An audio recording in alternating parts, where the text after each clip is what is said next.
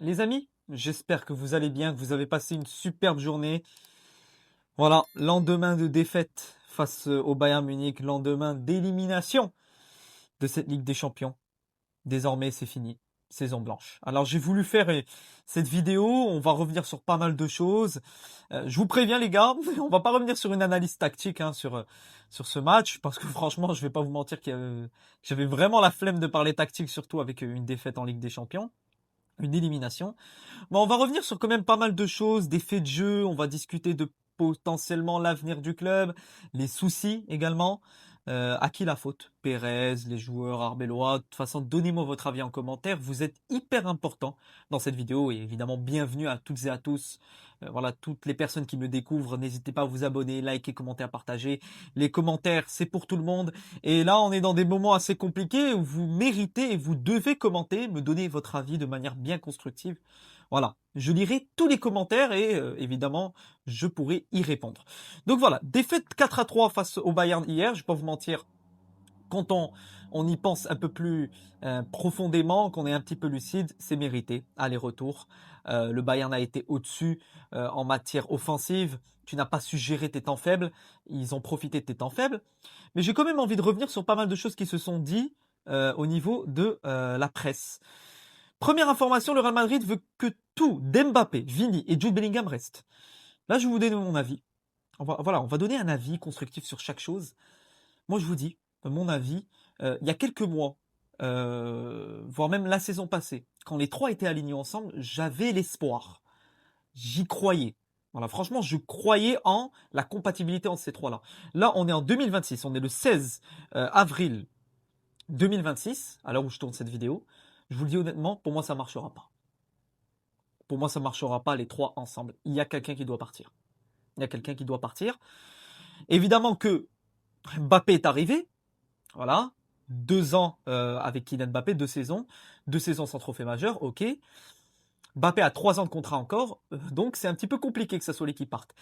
Le plus simple pour la direction, et connaissant une direction du Real Madrid, ce sera Vinicius Junior, qui devrait normalement quitter le club si la direction veut mettre son doigt sur un des trois joueurs. Voilà. Mais là, la direction dit très clairement qu'ils veulent que les trois restent. Moi, je vous dis honnêtement, les gars, il y a un déséquilibre total et pour moi, il y a un de trop. Un de trop. Bellingham, t'as gagné avec. Vini, t'as gagné avec. Mbappé, t'as pas gagné avec. Maintenant, à l'heure où on parle, de ce que j'ai vu du match d'hier, euh, il y a sur les trois, il y en a deux qui m'ont plu, c'est Mbappé et Bellingham. Au niveau de leur attitude, ils défendaient, ils étaient là, ils se battaient sur le terrain. Tu voyais qu'ils étaient, au niveau de leur body language, ils étaient concentrés dans leur quart de finale. Contrairement à Vinicius, qui marchait, Vinicius, qui râlait, qui disait à Jude Bellingham de fermer sa gueule, je cite. Donc à un moment, quand tu veux être leader au Real Madrid, quand tu veux emmener ton équipe en demi-finale de la Ligue des Champions, quand tu veux avoir un comportement exemplaire et être emporter une équipe, tu ne peux pas avoir ce genre de comportement, ce genre d'attitude et ce genre de nonchalance sur le terrain. Je suis désolé, c'est comme ça. Il lui reste 1 an de contrat et je pense que ce sera lui qui partira. Encore une info, le Real Madrid estime que l'effectif est très bon. Franchement, c'est étonnant. Hein, franchement, alors là, on peut pas faire mieux. Hein. C'est bon, c'est la kermesse, c'est la fête. Et qu'ils ont eu de la...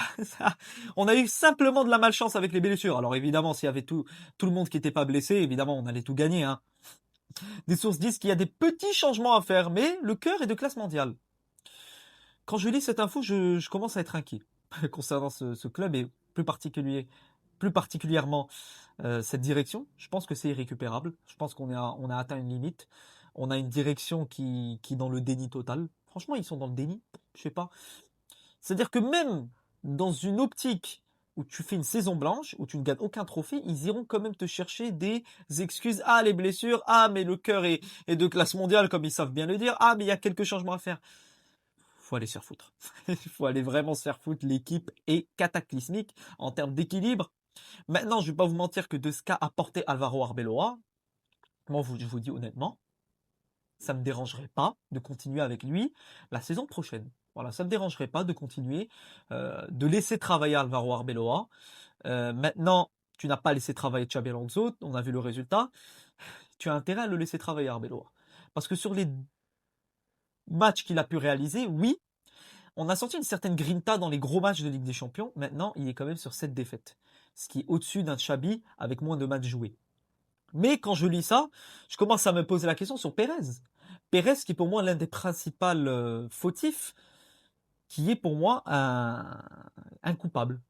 Voilà, un coupable de toute cette mascarade qui se passe actuellement au Real Madrid depuis 2 ans, au niveau de la nonchalance des recrutements, de recruter ce qui n'est pas bon à recruter, ne pas recruter ce qui est bon à recruter. J'ai des idées en tête, des joueurs que tu pouvais aller chercher. Harry Kane avant Kylian Mbappé, non, il y avait le focus Mbappé. Tu pouvais aller chercher du milieu de terrain, tu pouvais aller chercher du défenseur central, des leaders, des latéraux, non, une nonchalance totale. Tu fais confiance à certains cadres, tu te bases sur certaines choses qui ont marché, donc tu te dis ça passera, mais c'est pas comme ça un club qui travaille. Les clubs qui travaillent actuellement, le PSG, plus particulièrement le PSG qui est pour moi un exemple, qui est un exemple actuellement en Europe en termes de travail, qui ne mise pas simplement sur les individualités qu'on a et on voilà. Ils laissent travailler un coach, premièrement, Luis Enrique. Ils basent leur équipe sur un collectif. Chacun a un rôle bien précis. Toi, c'est la pagaille totale. La pagaille. J'ai envie de vous montrer quelques vidéos concernant le match de Vini et Mbappé. Vinicius qui rate totalement cette action. Regardez-moi cette passe. Il n'est pas là du tout. Pareil pour cette action où cette fois-ci on a Kylian Mbappé qui déborde face à Jonathan Tah. Et là, tu as Vini qui rate. Il n'est pas dans son bon endroit. Alors vous allez me dire, oui, c'est pas sa position préférentielle. Normalement, Vini devrait être à gauche et Mbappé dans l'axe. Mais là, comme Vini, je vais vous dire honnêtement, le match que j'ai vu hier de Vinicius, énormément de failles concernant ce joueur, que on s'en rendait pas compte. Il y a des gens qui étaient au stade, les gars. Il y a des gens qui étaient en stade, qui ont donné leur avis vu du stade. Il y a un avis clair. Mbappé a été au-dessus de Vini sur ce match en termes d'exemplarité et en termes de combativité. Oui, forcément, on va pas dire que il est intransigeant et qu'il a fait le top match de sa carrière, parce que oui, il a quand même raté pas mal d'occasions. Et là, je vais vous montrer dès maintenant, il a raté quelque chose. Attendez, je vais revenir sur cette action. Je vais rechercher sur Twitter. Hop là, Mbappé, Vini. Je vais vous remontrer une vidéo que j'avais trouvée. Voilà, sur cette action-là, t'as Mbappé qui peut faire la passe à Vini, mais qui ne le fait pas, qui décide tout simplement d'aller seul et de tirer. Ça, ce genre d'action, c'est ça qui fait mal. C'est ça qui fait mal, c'est là où je me dis qu'il y a une certaine cassure entre Mbappé et Vini. Ils coexistent pas ensemble. Voilà, il n'y a pas une cohabitation entre les deux. Et c'est mauvais. C'est mauvais, ça montre que c'est irrécupérable. Ça montre que tout simplement tu ne peux pas faire marche arrière et qu'il y a un des deux qui doit partir. Anas Lagrari, qui est un Marocain, qui est homme de confiance de Florentino Pérez, qui est le bras droit de Pérez, qui veut faire une refonte du club à tous les niveaux. La position de Yuni Calafat serait en danger. Santiago Solari pourrait également quitter le club. Ce mec-là, qui est le bras droit de Florentino Pérez, Florentino Pérez lui fait entièrement confiance. Et ce sera peut-être un jour le prochain président du Real Madrid, si c'est pas Rafael Nadal. Quand tu as le bras droit de Pérez qui vient te pose les termes en disant qu'il veut faire une refonte du club, c'est qu'il y a de gros problèmes, les gars. Je vais revenir sur ActuFoot. Mbappé, 27 ans, 0 Ballon d'Or et 0 Ligue des Champions. Ça aussi, c'est quelque chose qu'il faut dire. Mbappé, c'est mon joueur préféré, mais c'est un fait. 27 ans, une Coupe du Monde, certes, une finale de Coupe du Monde également. Donc 2 finales de Coupe du Monde, une gagnée. Ça, au niveau de la Coupe du Monde, c'est sa compétition. Et c'est comme ça que je l'ai connu. Maintenant, il n'a pas eu la carrière qu'on aurait tous pensé qu'un Kylian Mbappé aurait. On le comparait au futur CR7, on le comparait au futur Pelé. Il avait tout pour lui. Il avait tout pour réussir, il avait la carrière qui était bien tracée pour avoir un ballon d'or, plusieurs ballons d'or, des Ligues des Champions. Et là, les gars, il est à 27 ans, 0 ballon d'or, 0 Ligue des Champions. Il quitte le Paris Saint-Germain qui, à l'heure aujourd'hui, est champion d'Europe en titre et sur la bonne voie pour aller chercher un deuxième titre de champion d'Europe, comme par hasard, depuis son départ. C'est là où tu vois qu'il plombe quand même un collectif et que c'est pas anodin. Si un jour Mbappé quitte le club et que, comme par hasard, comme par magie, le Real Madrid reprend la gagne, c'est qu'il y a un problème. Et si sur les 3 années de contrat qui lui restent, s'il ne prolonge pas, évidemment encore plus, tu gagnes toujours rien, c'est qu'il y a un problème. C'est qu'il y a un problème. Alors soit il porte la poisse, soit il n'est pas bon au niveau collectif. Maintenant, au niveau de la confrontation aller-retour face au Bayern, même par rapport à ce match, et même le match qu'il a pu réaliser au match aller face au Bayern, moi je vous le dis honnêtement, il n'était pas irréprochable parce que oui, il ratait quand même, mais sur le match aller-retour, il est buteur aller-retour. Et il a fait mieux qu'un Vini. Il a fait mieux qu'un Vini. On demandait à Vini ce qu'avait montré Mbappé. Si on avait perdu malgré l'attitude de ces deux joueurs-là, j'aurais dit, bah écoutez, t'avais une équipe largement au-dessus de toi en face. Évidemment, j'ai envie de revenir sur le carton rouge de Eduardo Camavinga qui plombe quand même le match. Maintenant, avec du recul, je vais pas vous mentir que quand j'y repense, quand je vois ce carton rouge, je me dis que en fait, l'arbitre avait complètement oublié qu'il avait un jaune, Kama. Parce que quand tu vois l'action évidemment sur le carton, tu te dis c'est sévère. Et moi, je vais pas vous mentir, c'est sévère avec du recul. Mais en fait, l'arbitre, il a oublié complètement que Kamavinga avait un carton jaune. La précédente faute, c'était une faute intelligente, une faute tactique, qui permettait à ton équipe de se replacer, parce que tu avais très clairement le joueur du Bayern qui l'a fait surpasser, et c'était dangereux. Par contre, la deuxième faute, c'était quand même tu pouvais l'éviter. Maintenant, je pense qu'il lui a donné carton sur la manière avec laquelle il temporise en prenant les ballons entre ses mains, en le jetant un peu plus loin. C'est le fait du match. On est à la 86e minute, tu as 3-2. Moi, je ne vais pas vous mentir qu'à ce moment-là, avant ce carton rouge, je me dis, il y a moyen de mettre le 4-2, il y a moyen de faire mal à ce Bayern. Et moi, je vous le dis honnêtement, le prochain match du Bayern Munich, qui sera évidemment face au PSG, moi, je vous le dis, le Bayern a du souci à se faire. Le Bayern a du souci à se faire. Paris également, parce que bon, mais le PSG, je trouve que c'est une équipe qui est beaucoup plus en place, beaucoup plus confirmée, beaucoup plus puissante, beaucoup plus mature par rapport à la saison passée. Je pense que ce PSG peut éliminer ce Bayern Munich. Donc voilà les amis, c'est ce que j'ai voulu dire concernant ce match. Évidemment, donnez-moi votre avis en commentaire. Si je dois revenir sur le match d'hier par rapport à quelques individualités, voilà, je vais aller rapidement. Euh, voilà. Je comprends toujours pas la sortie de Brahim Diaz. Pour moi, Arbeloa a quand même une part de responsabilité par rapport à ce match. C'est les changements. Il a détruit tout avec ses changements. Faire sortir Brahim, faire entrer Kamavinga, ne pas faire sortir Vinicius plus tôt. Ces changements-là, je suis pas fan du tout de la part de Alvaro Arbeloa. Moi, j'aurais plus fait rentrer Pitarch à la place de Kamavinga et j'aurais surtout pas fait sortir Brahim, qui pour moi a fait un très bon match sans ballon, très intéressant. C'est lui qui était dans la percussion, c'est lui qui était dans la dernière passe, qui faisait la passe, qui ramenait ce danger pour Mbappé et pour Vini. Et j'ai pas compris sa sortie. Bellingham qui a fait un match patron, franchement. Un match patron également de Militao. Oui, il y a eu des erreurs défensives, que ce soit de Militao ou même Rudiger, que j'ai trouvé à certains moments beaucoup trop agressif à son. De toute façon, c'est son image.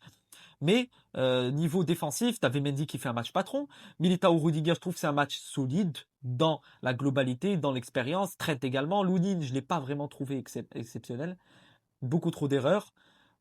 Surtout au niveau de son premier but sur corner. Mais les flops par rapport à ce match, c'est Vinicius. Tout simplement. Pour moi, il n'y a que Vini qui a flop et Kamavinga. Et c'est une erreur d'Alvaro Arbeloa de faire sortir Brahim et de faire entrer Kamavinga, sachant que tu étais à ça d'aller accrocher une prolongation. Bon. Donnez-moi évidemment votre avis en commentaire. Je pense que ça va être une longue petite vidéo. J'attends vos commentaires. Je vais lire tous vos commentaires. Je répondrai. Maintenant, je ne vais pas vous mentir que je suis en état assez critique par rapport au Real Madrid. Il y a quand même pas mal de soucis. Tu as viré Xabi Alonso de manière, je ne vais pas dire injuste parce que sur les résultats, c'était pas ça. Mais tu ne l'as pas laissé travailler très clairement. Tu ne l'as pas laissé travailler. Euh, tu l'as mis à la poubelle. Voilà, on va dire honnêtement.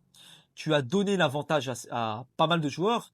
La mutinerie a gagné. Je pense à Vinicius, le petit clan Vini et pas mal d'autres joueurs qui étaient contre Xabi Alonso. Donc c'est eux qui ont gagné au détriment du coach. Et ça, je trouve ça quand même assez grave pour une direction d'aller du côté des joueurs que du côté du coach. Quelle image, quel message tu envoies, que ce soit à ton groupe, à ton club et à tes supporters. Si tu donnes l'avantage aux joueurs par rapport à ton staff et surtout à ton coach, qui doit être l'unique maître, qui doit être celui qui décide sur et en dehors du terrain, c'est le coach. Bon, pour moi, il y a pas mal de coupables. Et le premier, pour moi, c'est Pérez. Pour moi, c'est Pérez, les gars. C'est moi le coupable premier de tout ce qui se passe. Tout était bien, tout était carré depuis 2024. Il a fallu rajouter du feu dans la marmite pour faire exploser tout. pour tout faire exploser, que ça soit au niveau du management du club, que ça soit au niveau sportif. Évidemment, le côté marketing, ça va bien, hein. C'est ce qui est mis en avant. Ça me rappelle un peu le PSG à l'époque qui était plus mis en avant côté marketing que côté sportif. Bah, comme par hasard maintenant, le Paris Saint-Germain est la meilleure équipe du monde, que ça soit sportivement, et même son image marketing est très très bonne. Donc tu peux avoir le marketing et le sportif, mais le marketing doit venir grâce au sportif. Voilà, c'est ce que je voulais dire pour cette vidéo. Petite vidéo, enfin petite, assez intéressante. On a pu revenir sur pas mal de choses concernant l'élimination d'hier. Je suis dégoûté, mais c'est mérité. C'est mérité au vu de ton travail de cette saison. Tu as des équipes qui travaillent et toi, tu peux pas te baser sur un seul match et dire, bah, on aurait dû aller en demi de la Ligue des Champions. Tu as des équipes qui travaillent depuis des mois, comme le Bayern, Paris. C'est des équipes qui travaillent. C'est des équipes toute une saison qui prouvent. Et au dernier moment, en quart de finale, voire en demi-Ligue des Champions, ils prouvent, parce qu'ils l'ont prouvé tout au long de la saison. Toi, tu n'as rien foutu sur les derniers mois. C'est pas en quart ou en demi que tu vas commencer à te réveiller, te révolter, à dire que tu méritais toute la planète.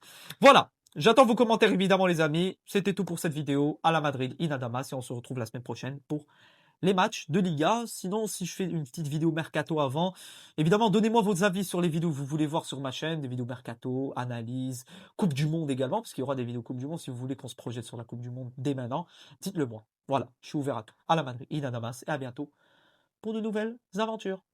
Ciao les amis.